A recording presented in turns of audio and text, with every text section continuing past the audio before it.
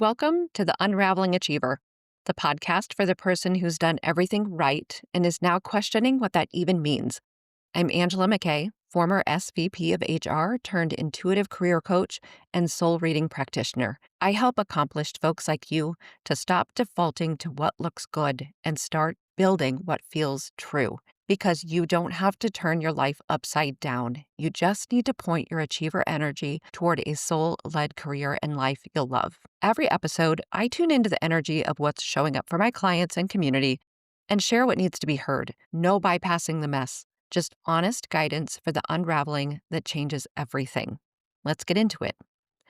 Today, we're talking about your vision, your big aligned vision for your life. Before I get into the messages, I'll touch on the benefit of having an aligned vision. It gives you something to work toward, so you can point your energy and actions toward what you truly want to build, rather than defaulting or taking a back seat to the creation of your life. Rather than getting stuck in the day-to-day routine you're in, rather than sinking into familiarity and comfort when those actions or habits don't align with where you want to go. We can create a life that we want and that we love. Our lives are not predestined, we have free will, and we don't have to accept that it's not possible to create that life we want and love. Instead, we can empower ourselves to build what we truly want so that we can tune into soul direction and soul purpose and soul desires and really create a life that feels good and meaningful and fulfilling. We can live a life that's built from the outside in, where we perceive there to be a path to fulfillment and success that exists outside of us, the one that we should follow, where we're trying to obtain what we think is right or would look good.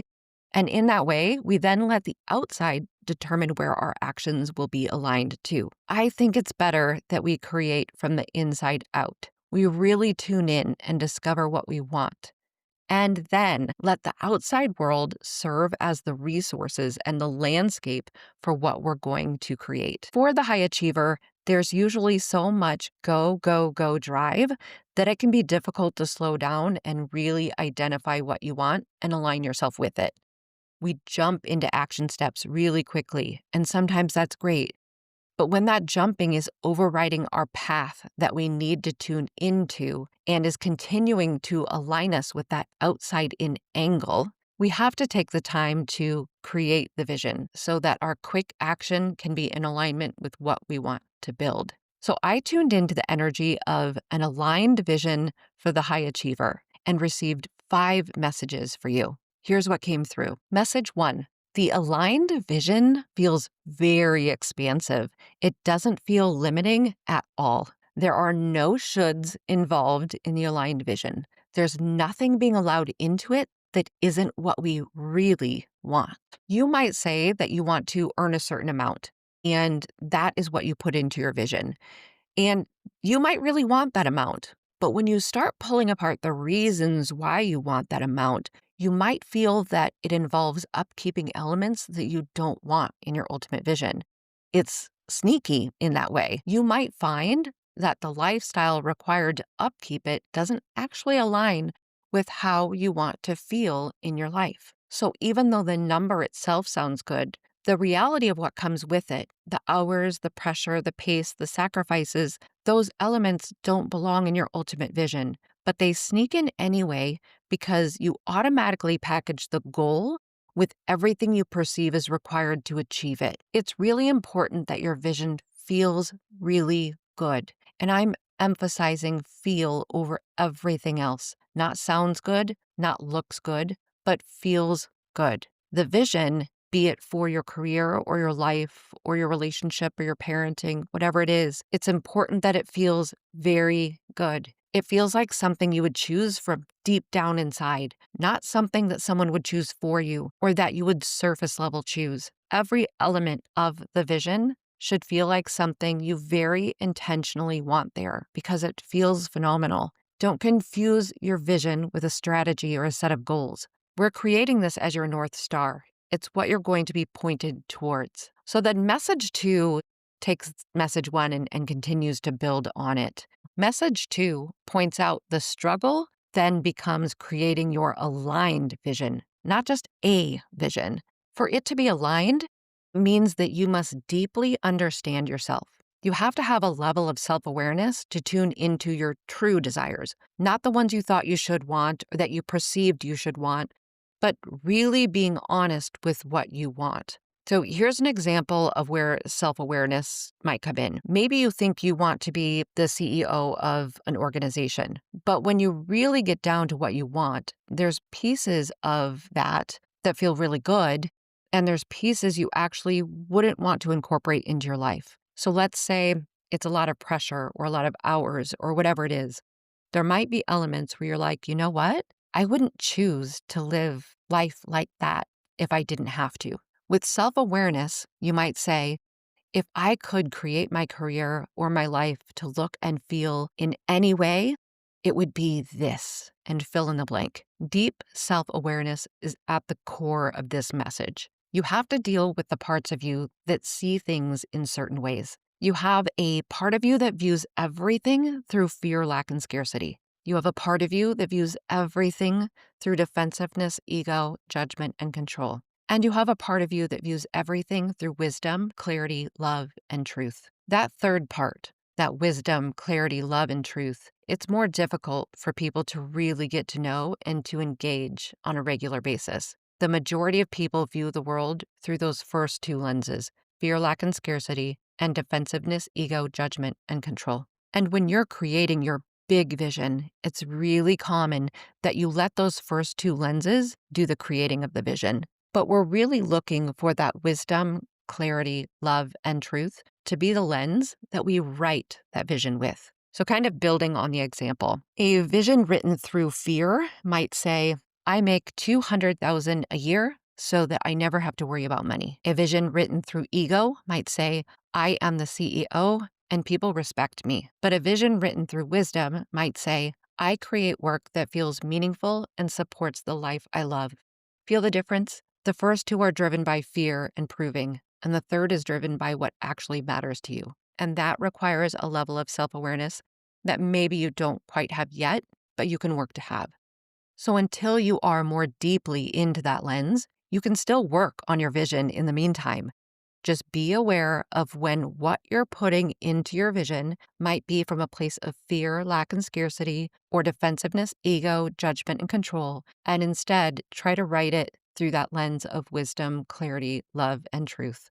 Message 3. Another element is it can be difficult to write this vision because it creates this gap between where you are and where you want to be. It might end up feeling like wishing for something you'll never have, and that's understandable. So in writing the vision, as much as you can, remove the need for it to be something you're going to make happen. And also, try not to get stuck in the trap of, well, why would I even do this? I'm never going to have it. Right there, there's some of those voices, those lenses that you're going to have to contend with as you go into this process. Because what we're trying to do is, as you create this vision, this aligned vision, we're going to get you to relate to a part of you and a possibility that doesn't usually get airtime. So it's not the easiest part of you or possibility to relate to because we're not relating to it on a regular basis. It feels a little foreign. But we're trying to get you to connect to this aligned vision,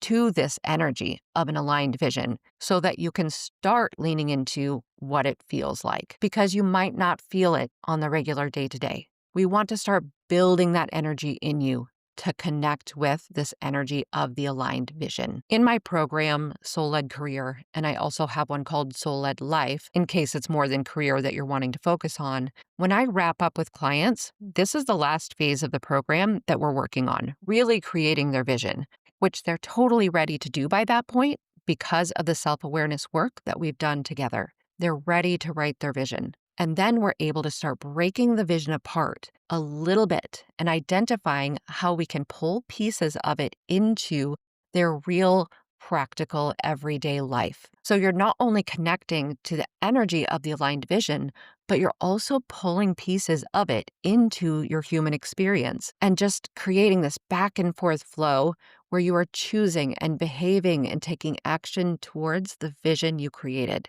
So this thing you don't think is possible, you're actually taking little steps towards it all the time. You're making it possible. You're walking your soul path. But we really break it down to action steps that they can be taking in their immediate situation. In the life that they have in front of them, we're taking the small actions that then point them towards that vision. Because, just think of it. You can face the direction you're facing right now and walk straight ahead. Or you can take the tiniest little pivot to the right and then walk straight ahead from there and keep going. You're going to end up in wildly different places based on that smallest of shifts. In soul-led career or soul-led life, this is the work we do to really understand who you are, what your soul path and purpose are, and then align your career and life with that by this deep self-awareness, and then creating your vision and taking real steps towards making it happen. Message 4. Another reason that creating the vision can be really difficult is you know that it will require you to make a change, and that can feel really scary. Sometimes our current discomfort is really comfortable because we know it, and it doesn't require us to disrupt anything around us. But to walk your soul path, to serve in your soul purpose, you're an ever-evolving person. Things will always change. We confuse change with major life disruption, chaos, or catastrophe. And again, that doesn't have to be true. One reason I talk to people about reviving their career without starting over is it pulls us into a safe and clear space where we can take inventory of who we are, what we want, what we already have, and what's potentially available to us. And you just start to see things really differently than you might have before going through the work. And again, it's one of those, the smallest changes can have a really big impact once we get out of this stuck place or this cycle. Things can begin to change from pretty small changes, and it doesn't have to be as disruptive as you think. So just know that you might have this underlying fear of creating this vision because it doesn't look like your life today, and it can be really scary to think of what you might need to change to make that happen. I invite you to start walking the path and understand that the scary things aren't as scary as you think, but it will require you to show up differently for yourself and what you want to create. So how can you start? Sit down with a blank page. Ask yourself, if I could design my life to feel any way, what would I choose? Not the job title, not what income, but how do I want to feel? Who do I want to be? What impact do I want to have? What does a day in this life look like? Write it in present tense, like you're already living it, and don't censor yourself. This isn't for anyone else. This is for you. Start with your first draft and let it keep revealing itself to you. Start taking these small action steps towards this first draft that you made, and you'll find that the vision continues to evolve. It's like that idea that the path reveals itself as you walk it. Your vision will become more and more clear to you the more steps you take towards it. It continues to morph. It's like every new door you open shows you something about this vision you're creating and the career and life that you want to create. In fact, if your vision feels too certain, too locked in, that might be a sign that you're writing from fear or control and not from wisdom. Wisdom knows it will evolve, and wisdom stays curious. Another thing that might hold you back from creating your aligned vision, especially with the achiever energy, is it might make you feel like it's something you're claiming, which then holds you accountable to it. And you don't know if you're ready to be held accountable to it. And you don't want to feel like you're failing or not completing what you set out to do. So again, I want to pull you back in. We are simply making this first and foremost so that you can start relating to the energy of your aligned vision, so that it can be something you just start to be able to feel in your own body and in your own mind. It's not a to-do list. It's not strategy. It's not a goals list. It is for the purpose of just getting into that feeling of how you really want for life to look and feel. Message 5. I've done this process for myself a number of times, and I've gotten to the point where my vision feels so good that I'm able to ask myself on a regular basis, does this action help to point me in that direction? Is this action step a building block towards the way I truly want for my career and my life to feel? And what's interesting is in that process, sometimes the action step to the outsider doesn't look like the vision. It looks nothing like the vision.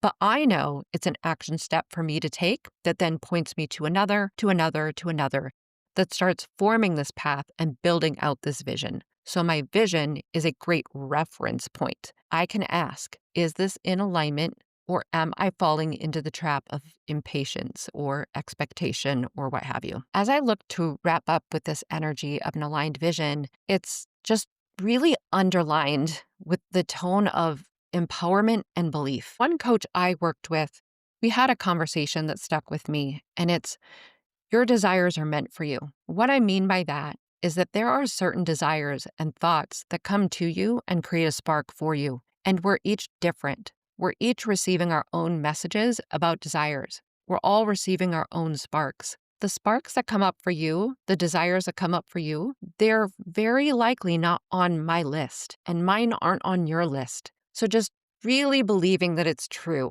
that your desires are meant for you. They are a direction for you to walk in. That is life and your soul communicating with you very specifically. And to understand that you can embrace those desires.